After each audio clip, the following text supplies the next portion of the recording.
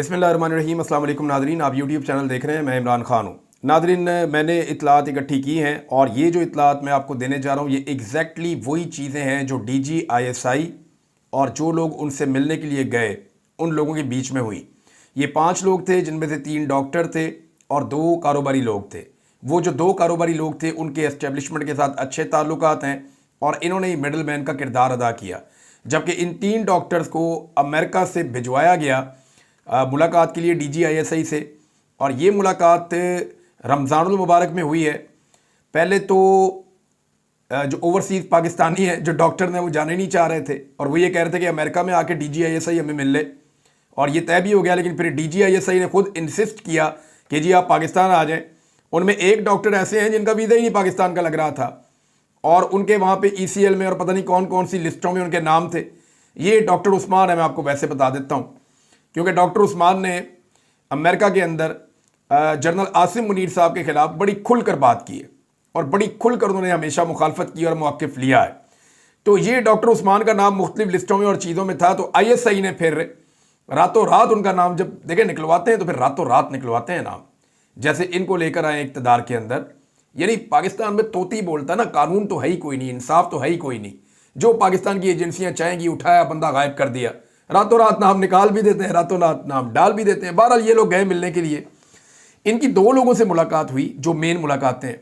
एक कोई major general था जिसके साथ कोई 5 घंटे की इनकी मुलाकात हुई सुबह के वक्त, और एक ये हफ्ते के दिन इनकी मुलाकात हुई है, हफ्ते की सुबह। और दूसरी मीटिंग फिर हुई कोई 2.5 घंटे तक DGISI से, और इस मीटिंग में इनको जो है वो अफ्तारी भी वहीं पर करवाई गई।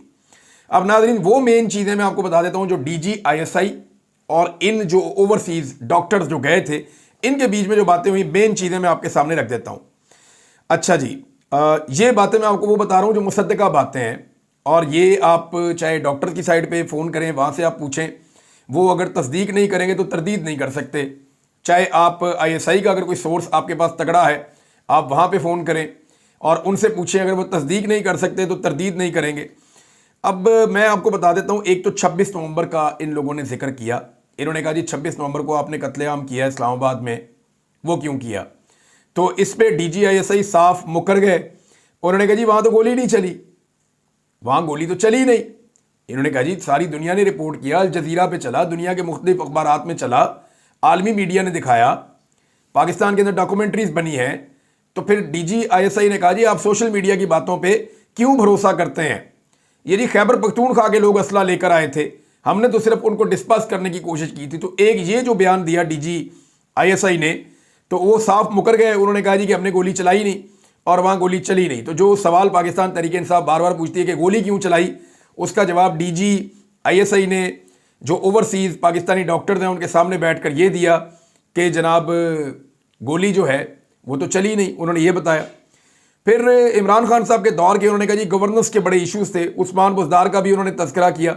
हालांकि बुज़दार जो है वो अब ISI के साथ ही है। बुज़दार जो है अगर वो इतना बुरा आदमी था और पैसा लेकर ट्रांसफ़र पोस्टिंग कर रहा था, यानी उन्होंने कहा कि जी बुशरा बीबी जो है वो ट्रांसफ़र पोस्टिंग करवा रही थी, वो फरा गोगी का नाम और ये चीज़ें, उन्होंने वही कहानियाँ सुनाई। तो उसके ऊपर इन्होंने कहा जी कि ये अगर सारी चीज़ें हैं तो कहाँ है, यानी उस्मान बुज़दार तो आज़ाद है। अब सवाल ये पूछा जाना चाहिए ना कि वो अफसरान कहाँ हैं जो पैसे देकर ट्रांसफ़र पोस्टिंग करवा लेते थे? कोई एक ऑफिसर आप आज तक बताएं, पाकिस्तानियों आप सब जानते हैं, कोई एक ऑफिसर इस बुनियाद पे गिरफ्तार हुआ हो या उसको पकड़ा गया हो या कोई इंक्वायरी लगी हो कि इसने बुशरा बीबी को या फरा खान को या उस्मान बुज़दार को, किसी एक को भी इसने पैसे दिए और अपनी ट्रांसफ़र पोस्टिंग करवाई है? तो पकड़ो ना उन्हें। उस्मान बुज़दार तो आज इनके साथ ही है। बहरहाल एक और उन्होंने गिला किया DGISI ने, उन्होंने कहा जी आप अपने मुल्क को ऊपर रखें। तो ओवरसीज़ जो गए थे इन्होंने कहा जी हमने मुल्क को ही ऊपर रखा हुआ है। तो इस पे DGISI ने कहा कि नहीं, आपने खान को मुल्क से ऊपर रखा हुआ है। तो इस पे ओवरसीज़ पाकिस्तानियों ने उनको जवाब दिया जी खान एक ब्रिज और कनेक्शन है और इस वक्त पाकिस्तान खान के साथ खड़ा हुआ है। तो हम नहीं चाहते कि 1971 जैसा कोई सान्या हो जाए। तो एंटी एस्टेब्लिशमेंट चीज़ों के ऊपर फिर पूछा गया DGISI की जानिब से। तो यहाँ पे इन्होंने अगला सवाल ये उठाया कि जी चोर डाकू लुटेरे कहकर जिन लोगों के खिलाफ आपने बयानिया बनाया था वो गंद का टोकरा आपने खुद उठा लिया है, वो गंद और मलबा अपने सर पर उठा लिया है। ये अल्फाज वहाँ इस्तेमाल हुए थे कि वो गंद और मलबा अपने सर पे आपने उठा लिया है लोग बड़े हसास हैं, वो ये कहते हैं उनके साथ धोखा हुआ है। अच्छा, इस पे जो ना DGISI का जो जवाब है वो ये था कि जरदारी साहब तो बेहतरीन है ना, यानी बेहतर है ना। यानी अंदाजा करें, जब इन्होंने कहा कि जी आपने चोर और डाकू जिन्हें कहा, जिनके खिलाफ पूरा एक बयानिया था, जिनके ऊपर केसेस बने हुए हैं, जो आज तक वो अपने आप को बेगुनाह साबित नहीं कर पा रहे, उन केसेस से आज तक बाइज्जत बरी नहीं हुए। वो कानून के मुताबिक टेक्निकल बुनियादों पे वो निकल जाते हैं, कोई ना कोई चक्कर चला के कानून ही बदल देते हैं, कभी कभी वो डील कर देते हैं, जूते पॉलिश कर देते हैं, वो तो उनका अपना तरीका वारदात है। लेकिन DGISI ये समझते हैं कि आसिफ अली जरदारी बेहतर हैं as compared to Imran Khan. तो माशाल्लाह अगर वो ये समझते हैं तो फिर तो बिल्कुल ठीक काम हो रहा है इस वक्त।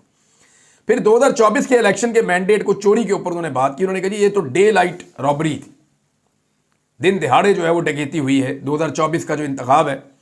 तो इस पे DGISI साहब का फरमाना था कि 2018 में इमरान खान की 56 सीटें थी, उसे तब हम लेकर आए थे। एक और एतराफ़ जुर्म कि इमरान खान की 2018 में 56 सीटें थी, उसको हम लेकर आए थे, अब हम 17 सीटों वाले को ले आए हैं। तो अगर वो इलेक्शन रिवर्स नहीं हुआ तो ये भी रिवर्स नहीं होगा, यानी वो ये सोच रहे हैं। तो इमरान खान साहब के बारे में मैं एक चीज़ आपको क्लियर करूं, 2018 के इलेक्शन से पहले कि आप तमाम सर्वेज उठाकर देख लें, 6 महीने पुराने जितने सर्वेज हैं सारे उठा लें, वो सारे सर्वेज कह रहे थे कि पाकिस्तान तहरीक इंसाफ की हुकूमत बनने जा रही है। तो फिर इमरान खान की 56 सीटें कहाँ से हो गई?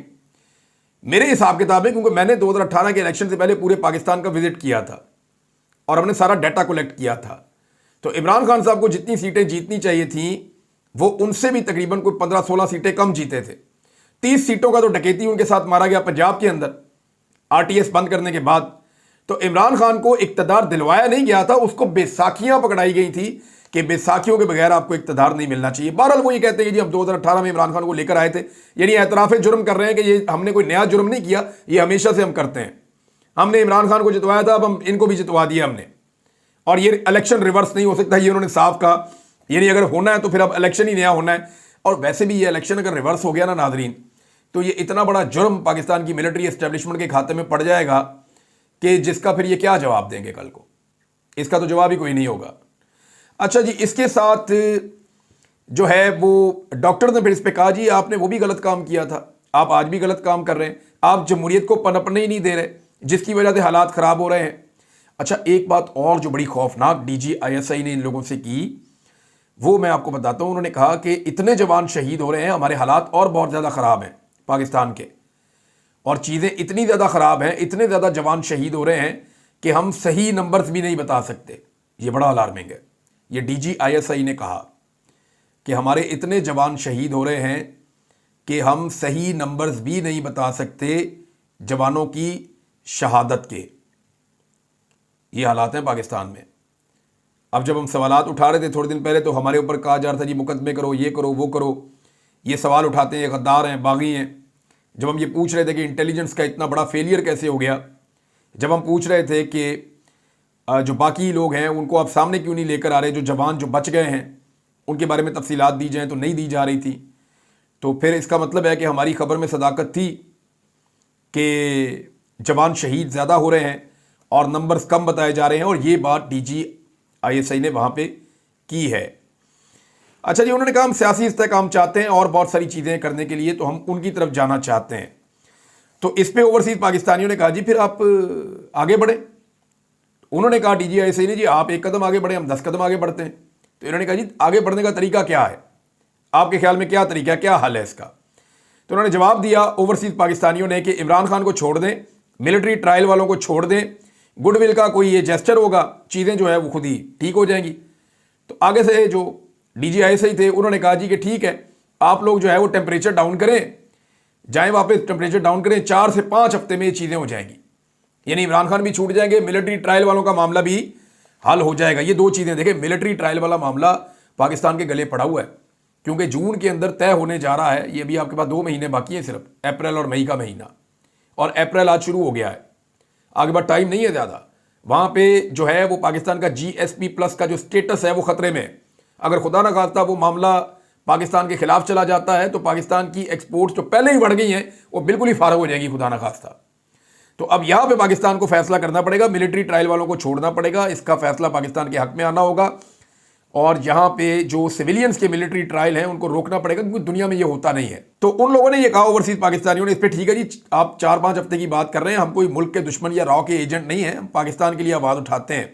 अच्छा, एक बात जो DGISI ने बार बार कही, इनको 2-3 चीज़ें उस पर उन्होंने बड़ा जोर दिया। एक तो उन्होंने बिल्कुल भी ये बात नहीं की कि हमें कोई परेशानी है जो विल्सन के बिल से या किसी और चीज़ से, या कांग्रेस हमारे खिलाफ कुछ करने जा रही है, या अमेरिका से जो दबाव आ रहा है उसकी वजह से हम परेशान हैं। ये तासुर उन्होंने दिया ही नहीं। और ये एक जो ट्रेंड एजेंसी होती है उसका काम होता है कि वो ये तासुर दे भी ना, चाहे जितना मर्जी उनके ऊपर प्रेशर हो, वो ये तासुर नहीं देना चाहिए था उनको, उन्होंने दिया भी नहीं। स्ट्रेटेजी उनकी ठीक थी, लेकिन एक्चुअल दबाव तो यही है, ये तो सब जानते हैं, ये बताने की ज़रूरत नहीं होती। अच्छा, इन्होंने एक और जो है वो बात की कि 2 चीज़ों के ऊपर जोर दिया, 2-3 चीज़ों के ऊपर जोर दिया जो मैंने इंफॉर्मेशन निकाली, जिसके ऊपर बहुत ज़्यादा वहाँ बातचीत हुई थी। नंबर 1 तो DGISI ने इस बात के ऊपर जोर दिया कि इमरान खान साहब जो है वो वाहिद आदमी है जो अभी सबको इकट्ठा करने की ताकत रखता है। ये बार बार उन्होंने कहा, ये बात को वो मानते हैं कि इमरान खान को बाहर आके अपनी पॉलिटिकल स्पेस जो है वो गेन करनी चाहिए, और ये करना चाहिए, वो करना चाहिए। कहानियाँ सुना रहे हैं, पॉलिटिक्स जो है वो ये सरकारी अफसरान सिखाएंगे इमरान खान को, जितनी इनकी सर्विस है उतने अरसे से वो पॉलिटिक्स कर रहा है, तो ये उसको सिखाएंगे पॉलिटिक्स कैसे करनी। तो ये इनको खुद अभी पॉलिटिक्स का कुछ नहीं पता। बहरहाल हुकूमतें कैसे गिरानी है, कैसे बनानी है, ये ताकत के बलबूते के ऊपर तो किया जा सकता है, लेकिन पॉलिटिकल स्ट्रगल एक बहुत बड़ी चीज़ होती है। एक सियासी लीडर का दिमाग कुछ और चीज़ होती है, वहाँ तक ये लोग कभी नहीं पहुँच सकते। अच्छा जी, एक जो उन्होंने मुतालबा किया ओवरसीज पाकिस्तानियों ने, या पाकिस्तान में जमहूरियत को और रूल ऑफ लॉ को रिस्टोर कर दें, और आपको मुस्तकबिल में किसी लॉबिंग के लिए पैसा खर्च नहीं करना पड़ेगा। अमेरिका में पाकिस्तानी जो हैं वो इतनी अच्छी लॉबिंग कर सकते हैं पाकिस्तान के लिए। तो अगर पाकिस्तान की बात करें तो हम पाकिस्तान के साथ खड़े होंगे, लेकिन आप पाकिस्तान में रूल ऑफ लॉ को इंश्योर करें, पाकिस्तान में डेमोक्रेसी को जो है वो रिस्टोर करें। ये उन्होंने एक मुतालबा किया। अब इन्होंने दोनों ने आपस में बातचीत की, कमिटमेंट कोई नहीं हुई। ये 4-5 हफ्ते की बात जो है वो DGISI ने की है, जो ये उनसे सुन के आ गए हैं। दूसरा, उन्होंने एक और चीज़ पर जोर दिया। उन्होंने इस चीज़ पे जोर दिया कि आप जब जाएं ना वापस, तो ये बात आपने छुपानी नहीं है, आप बात करें लोगों से जाके कि आप लोग मिलकर आए, आप जाके लोगों को बताएं। यानी वो डेलिबरेटली ये चाहते थे कि ये लोग जब जाएं वापस तो ये लोगों से बात करें और लोगों को ये सारी कहानी सुनाएं। अब उससे उन्होंने हासिल क्या किया? कम से कम ये तो हासिल होगा कि पाकिस्तान तहरीक इंसाफ में एक तकसीम पैदा हुई है। मैं इन लोगों को जानता हूँ, देखें इन लोगों ने काफ़ी काम किया है। ओवरसीज पाकिस्तानियों का जो इकट्ठ है या उनका जो इकट्ठा रहना, ये बहुत ज़रूरी है। अभी तकसीम होने का वक्त नहीं है। देखें, अगर ओवरसीज पाकिस्तानी गए हैं तो वो अपने काम के लिए तो कोई नहीं गया ना, वो गए इसी चक्कर में ना जाके जनाब कोई हम इमरान खान के लिए कोई चक्कर चलाएंगे। जिन लोगों ने जाके बातचीत की उनकी नीयत पे तो आप शक नहीं कर सकते ना। उन्होंने कहा जी हम इमरान खान, कम से कम इमरान खान साहब को एतमाद में लिया जाता।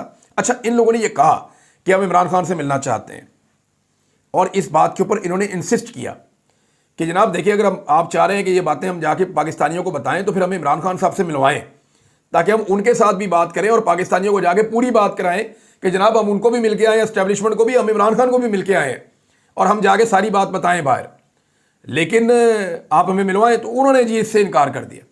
उन्होंने कहा देखें जी, वीकेंड चल रहा है, आज हफ्ता है, कल एतवार है, आप लोगों ने वापस भी जाना है, फिर आगे जो है वो थोड़े दिनों के बाद ईद का भी टाइम शुरू हो जाएगा, तो अभी आप रहने दें, क्योंकि अभी खान से आप मिलेंगे तो बड़ा इशू बन जाएगा, रोला पड़ जाएगा, चीज़ें बहुत एक्सपोज हो जाएंगी, वीकेंड का टाइम है, तो अभी आप रहने दें।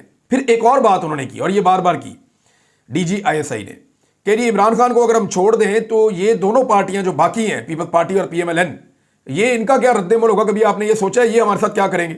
अब उनको ये भी डर पड़ा हुआ है कि जिनको लाकर हमने बैठाया, गंद का टोकरा अपने सर पे उठाया, हमने ये सारा मलबा इकट्ठा करके चूं चूं का मुरब्बा बना के हमने ला के इनको जाली फार्म 47 दे के इक़्तिदार में बैठा दिया है। अब अगर इमरान खान के ऊपर से हम सख्ती बंद कर देते हैं या अदालतों को मैनेज करना बंद कर देते हैं और इमरान खान छूट के बाहर आ जाता है, तो ये दो पॉलिटिकल पार्टियां हमें गालियां देना शुरू कर देंगी। तो इमरान खान के लोग पहले ही खिलाफ हैं, ये भी खिलाफ हो जाएंगे, हमें तो मुंह ही नहीं लगाएगा। तो उनको बेचारों को ये भी प्रॉब्लम है। देखिए, मुझे 2 चीज़ें समझ आई हैं इस मीटिंग के अंदर से, और मुझे बड़ी आसानी से ये 2 चीज़ें, कॉमन सेंस की बात है। एक चीज़ मुझे समझ आई है कि दे आर डेस्परेट, वो इस वक्त परेशान है, तज़ब्ज़ुब का शिकार है, और बड़ी डेस्परेशन है कि किसी तरह ये मामला हल हो जाए। जो विल्सन का जो बिल आया हुआ है उसने एक प्रेशर क्रिएट किया हुआ है, और ये वो जानते हैं कि इसका प्रेशर कितना ज़्यादा है, और इस बिल को पास करवाने के लिए ओवरसीज़ पाकिस्तानी कितना रोल प्ले कर सकते हैं। अब ओवरसीज पाकिस्तानियों ने अभी अपना जो बाइंडिंग रेजोल्यूशन है उसका काम भी रोका हुआ है, जो एक और लेटर साइन करवाना था वो भी काम रोका हुआ है, क्योंकि अपना पूरा फोकस इस चीज़ पर रखे हुए हैं कि जो विल्सन वाला जो बिल है इसके लिए हम मैक्सिमम सिग्नेचर इकट्ठे कर दें। अलग अलग सिग्नेचर किसी से करवाने से बेहतर है एक ही दफ़ा पूरी कोशिश करें और मैक्सिमम सिग्नेचर हम ले लें और ये जो जो विल्सन वाला बिल है इसको हम पास करवा लें। इसके लिए वो पूरा जोर लगा रहे हैं। अच्छा, ये जो टाइम है ना, इसके बारे में एक दफ़ा दोबारा भी पूछा, जो लोग वहाँ मिलने गए थे, तो उस पर भी 4-5 हफ्ते का टाइम दिया गया, उसमें से एक हफ्ता तो वैसे ही गुजर गया है। अच्छा जी, एक चीज़ और है, ये अहमद नूरानी के भाइयों का जिक्र भी हुआ वहाँ पे कि जनाब अभी अहमद नूरानी के भाई भी उठाए गए हैं और लोग जो हैं वो जबरी तौर पे लापता हो रहे हैं। तो इससे अच्छा जेस्टर क्या आएगा? आप यास्मीन राशिद को छोड़ें, आप कुछ चीज़ें जो है उनको नरम करें, इमरान खान को बाहर निकालें, बाकी चीज़ें ठीक करें, लोग आप पे तनकीद करना बंद कर देंगे या कम कर देंगे। तो इस पर जो है वो यानी उनका ये रद्दमल नहीं था कि हम नहीं छोड़ेंगे, उन्होंने कहा जी हम करना चाहते हैं लेकिन इसको हम स्लो स्लो करेंगे। मुझे ऐसा लगता नहीं है, यानी मुझे ये नहीं लगता कि इमरान खान को छोड़ेंगे, क्योंकि पाकिस्तान की मिलिट्री एस्टेब्लिशमेंट इमरान खान से बहुत ज़्यादा खौफजदा है। वो इमरान खान से डरे हुए हैं, वो बगैर किसी गारंटी के या बगैर किसी डील के इमरान खान को नहीं छोड़ेंगे। उसकी वजह यह है कि पाकिस्तान में जो इस वक्त हुकूमत है वो एस्टेब्लिशमेंट को, मिलिट्री एस्टेब्लिशमेंट को डराती है इमरान खान से, और मिलिट्री एस्टेब्लिशमेंट खुद भी ये समझती है कि इमरान खान अगर आ गया तो वो हमें नहीं छोड़ेगा। हमने जो कुछ इस मुल्क में कर दिया है और उसके बावजूद इमरान खान जितनी ताकत में है तो वो इन चीज़ों के ऊपर हमारी पकड़ करेगा। देखिए, शहीद अरशद शरीफ का शहादत है, पाकिस्तान तहरीक इंसाफ के कुछ 40 के करीब वर्कर जो हैं वो इस सारे सनेरियो में शहीद हो चुके हैं। अब तक 9 मई को शहीद हुए थे, 26 नवंबर को शहीद हुए थे। तो ये जब आप प्लस माइनस करते हैं तो तहरीक इंसाफ का बहुत नुकसान हुआ है और अब वो एक डिफरेंट और मजबूत जमात है और नजरियाती लोग हैं। वो अपने लीडर से पूछेंगे कि जनाब हमें इंसाफ चाहिए। अली अमीन गंडापुर के साथ लोगों ने क्या किया? वो अली अमीन गंडापुर उनका एहतसाब ही नहीं कर सके, उनके पास इख्तियार ही नहीं था, एहतसाब कर ही नहीं पाए जिन लोगों ने जुल्म और ज्यादती की है। तो इस वजह से लोग उन पर तनकीद करते हैं।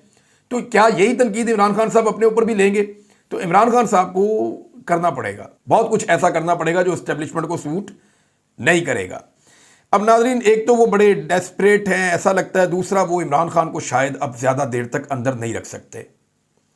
यानी उन्होंने कहा खुद कि आप जाएं, जाके लोगों से इसको डिस्कस करें, लोगों के साथ बात करें, इसको छुपाएं मत आप। ये बात उन्होंने डीजी आईएसपीआर ने बार बार कही और ख़ुद कही। लेकिन ये सारी बातें सुनने के बाद ना मुझे ये आइडिया हो गया है कि एक्चुअली बयानिया वही है जो पहले था, कोई चीज़ तब्दील नहीं है। और मुझे ज़ाती तौर पे ऐसा लगता है कि इमरान खान को मिलिट्री एस्टेब्लिशमेंट अगर छोड़ दे तो ये एक अनहोनी टाइप की चीज़ होगी, मुझे नहीं लगता। और एक चीज़ जो बहुत ज़रूरी है वो ये है कि ये सारा कुछ जो हुआ है ये ओवरसीज़ पाकिस्तानियों के इत्तेहाद और इत्तफाक की वजह से हुआ है। ये बात आप सब लोग अपने जहन में रखें। ये जो दबाव क्रिएट हुआ है ये ओवरसीज़ पाकिस्तानियों के इत्तेहाद और इत्तफाक की वजह से हुआ है। अगर ये इत्तफाक और इत्तेहाद कायम रहा तो मेरी बात आप लिख कर रख लें, ये कामयाबी मिल सकती है। देखें, दो चीज़ें हैं जिनसे पाकिस्तान की मिलिट्री एस्टेब्लिशमेंट नहीं निमट सकी। पाकिस्तान में वो डंडे मारते हैं, गोलियां चलाते हैं, गिरफ्तारियां करते हैं, हज़ारों बंदों को जेलों में तुन देते हैं, चादर और चार दीवारी का तकद्दुस पामाल करवाते हैं, हर चीज़ पाकिस्तान के अंदर वो करते हैं। पाकिस्तान में उन्हें रोकने वाला कोई नहीं है, यहाँ तो जंगल का कानून है।